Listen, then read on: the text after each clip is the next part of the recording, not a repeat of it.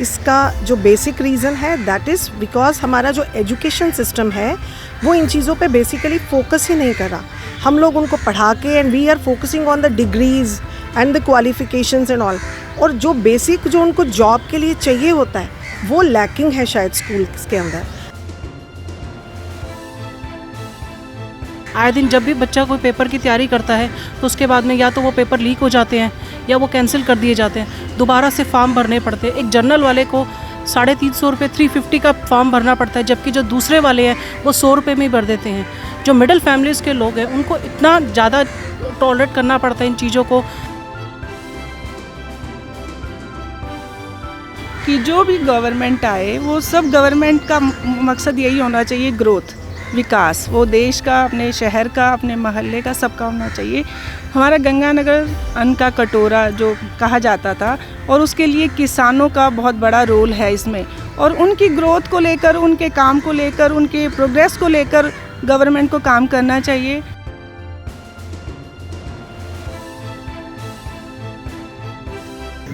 लोकसभा चुनाव के दिन नजदीक आ चुके हैं, ऐसे में हम हर वर्ग की उम्मीदें जानने का प्रयास कर रहे हैं। कुछ दिन पहले हमने फर्स्ट टाइम वोटर यानी कि स्टूडेंट्स से इस बारे में चर्चा की थी। उन स्टूडेंट्स ने अपनी उम्मीदें बताई थी कि चुनाव को लेकर वो किस तरह की उम्मीदें रखते हैं, पहली बार वो वोट पोल करेंगे।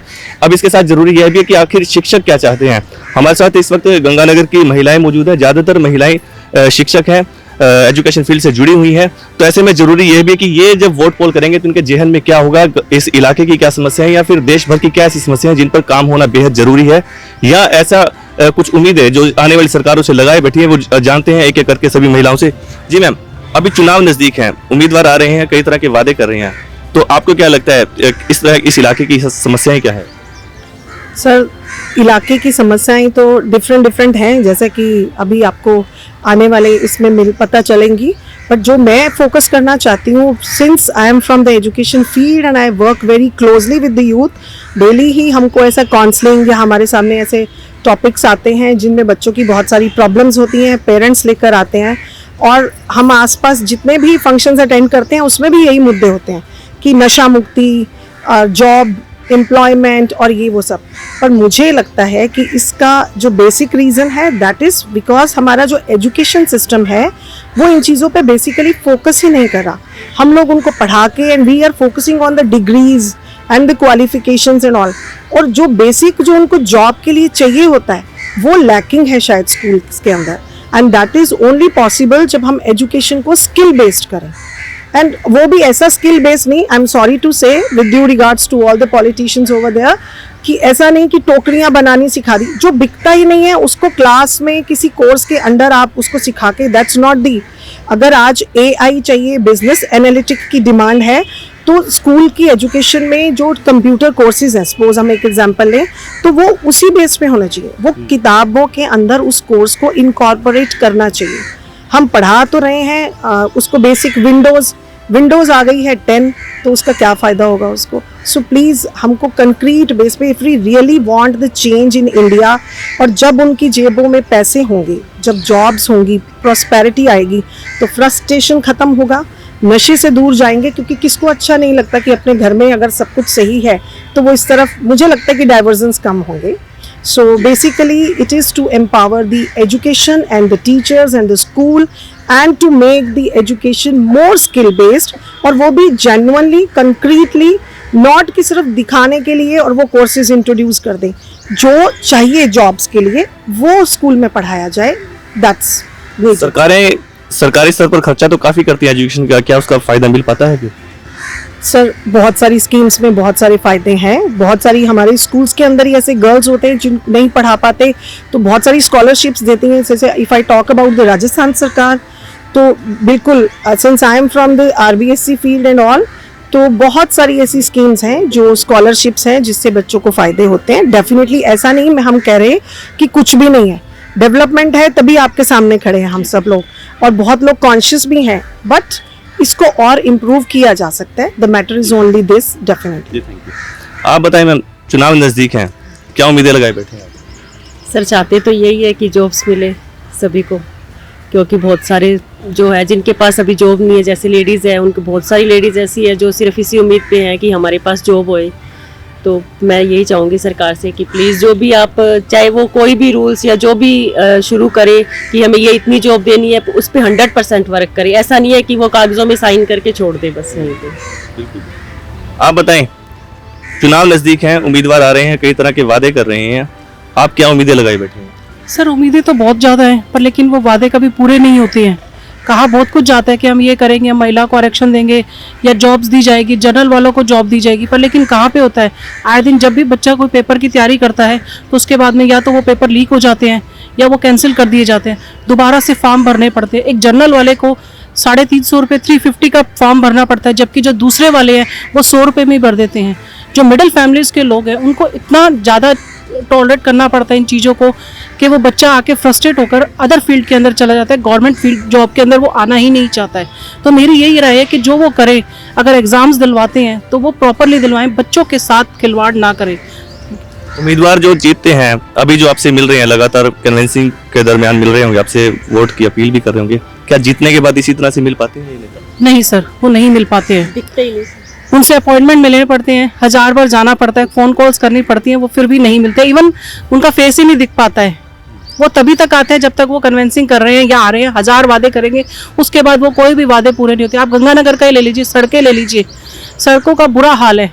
मेरी मदर इन लॉ या मेरे फादर इन लॉ इतने बीमार थे, जब जाते थे हॉस्पिटल तो सड़कों से इतनी उनको दिक्कत होती थी कि उनको वो परेशान हो जाते थे, ना चाहते हुए भी वो नहीं जाते थे कि भी खड्डे होंगे, मेरे फिर तकलीफ हो जाएगी, मैं नहीं जाऊंगा। तो अगर वो कर रहे हैं, जो वादे करके जा रहे हैं सड़कों का या अगर विकास का कर रहे हैं, तो वो उनको पूरा करें और एक बार दोबारा फिर आकर जनता से जरूर मिला करें चुनाव के बाद।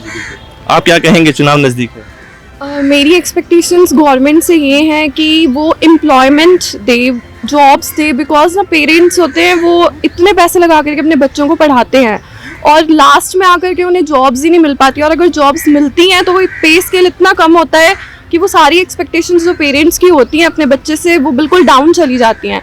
तो एक एम्प्लॉयमेंट का मेन मुद्दा है और एक रिजर्वेशन का मेन मुद्दा है, क्योंकि रिजर्वेशन जो जर्नल कास्ट है उनको मिल नहीं रहा है और इस वजह से उनके जो एग्ज़ाम्स वो देते हैं उसमें वो लाग कर जाते हैं। मेरे साथ भी हुआ है, मैंने भी गवर्नमेंट एग्ज़ाम्स की तैयारी की है, एग्ज़ाम्स दिए हैं, सिर्फ 2 नंबर से मेरा एग्ज़ाम रह गया था और उसके बाद जो हम डीमोटिवेट होते हैं वो फिर पूरी लाइफ के लिए डीमोटिवेट हो जाते हैं। तो प्लीज़ मेरी गवर्नमेंट से यही अपील है कि एक तो आप एम्प्लॉयमेंट दीजिए, सैलरी स्केल का मेन फोकस कीजिए और रिजर्वेशन प्लीज़ जर्नल कास्ट के लिए दीजिए। बेरोजगारी से लगता नहीं जो युवा है वो गलत रास्ते पर भी चल पड़ते हैं? ये तो हमें रोजाना देखने को मिल ही जाता है, गलत रास्ते पे जा रहे हैं, नशे में जा रहे हैं, मतलब गलत वे पे चले जाते हैं, अपने पेरेंट्स की रिस्पेक्ट करना भी भूल जाती है जो आज की यूथ है।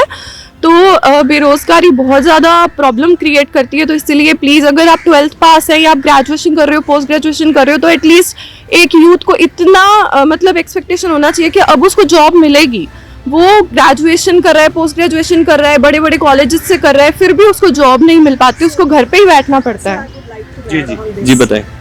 बिल्कुल ये टॉपिक सही है और सभी लोगों की एक्सपेक्टेशंस एक्चुअली ये हैं कि गवर्नमेंट जॉब क्रिएट करे।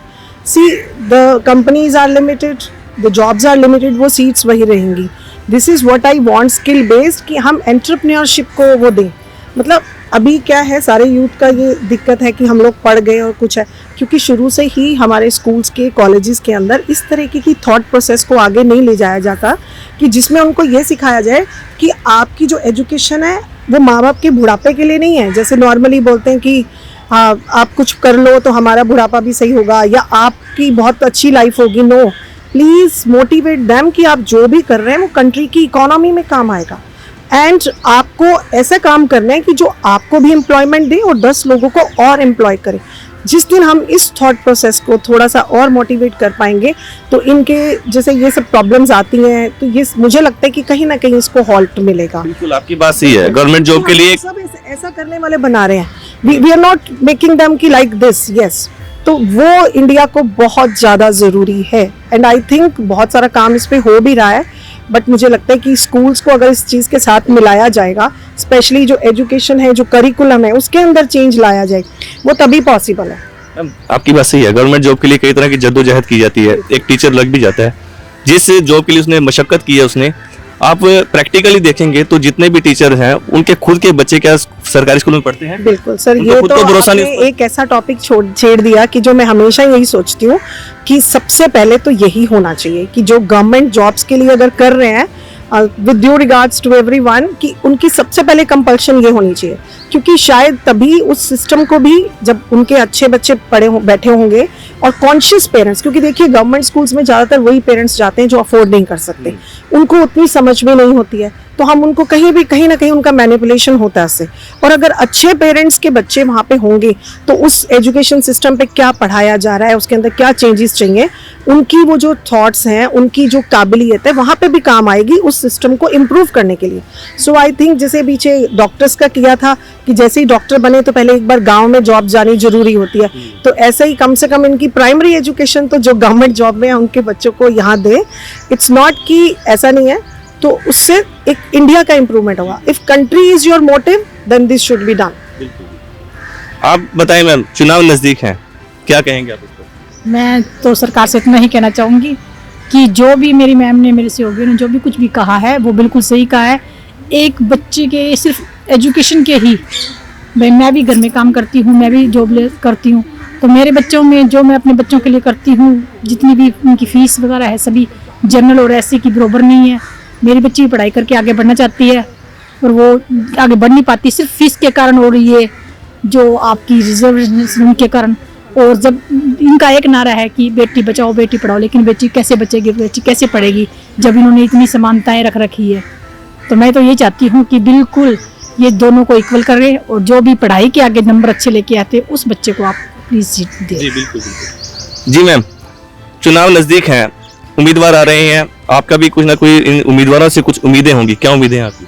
सर मैं बोलती हूँ कि मिडिल क्लास फैमिली है, उनके लिए तो आज की तारीख में बहुत सारे चैलेंजेस आ गए हैं कि जैसे अभी चैन स्नैकर्स का इतना ज़्यादा चल रहा है कि सेफ्टी नहीं है, कि वो बेचारा कमाता है, जितना कमाता नहीं है उससे ज़्यादा तो वो खर्च कर देता है, कि इलेक्ट्रिसिटी इतनी महंगी है कि आज रेजिडेंशियल और कमर्शियल दोनों ही एक रेट हो गया है, तो 35 हज़ार तो उसका बिजली का बिल ही आ जाता है। फिर उसके बाद में मैं कहूँगी कि बाइक्स चोरी का इन दिनों में इतना ज़्यादा हुआ कि मेरी खुद की फैमिली में 2 बाइक हफ्ते के अंदर अंदर चोरी हो गई। हमने नीचे से लेकर ऊपर तक सबके पास गए, लेकिन ना पुलिस सिस्टम ने कोई काम किया, ना सरकार ने कोई काम किया, ना उन चोरों को पकड़ा गया, कुछ भी नहीं किया गया। तो फिर आप सरकार आज वोट क्यों नहीं दे रहे हैं लोग? सोचो कि घर में से क्यों बुला बुला कर लेकर जा रहे हैं हम लोगों को, और फिर भी वो वोट नहीं दे रहे हैं क्योंकि काम होते ही नहीं है। वरना हर एक इंसान को वोट देना चाहिए, मतदान देना चाहिए, पर उन्हें मालूम है कि काम तो कोई होंगे नहीं, तो हम वोट अपना ख़राब भी क्यों करें और अपना टाइम वेस्ट भी क्यों करें। तो प्लीज़ आप इसका मजाक मत बनाइए। मैं यही कहूँगी कि आप अपनी सीट पे हैं तो अपनी सीट की और अपनी इज्जत कीजिए, ताकि लोग और समाज आपकी इज्जत करें। बहुत बढ़िया। आप बताएं, चुनाव नज़दीक है, क्या कहेंगे आप?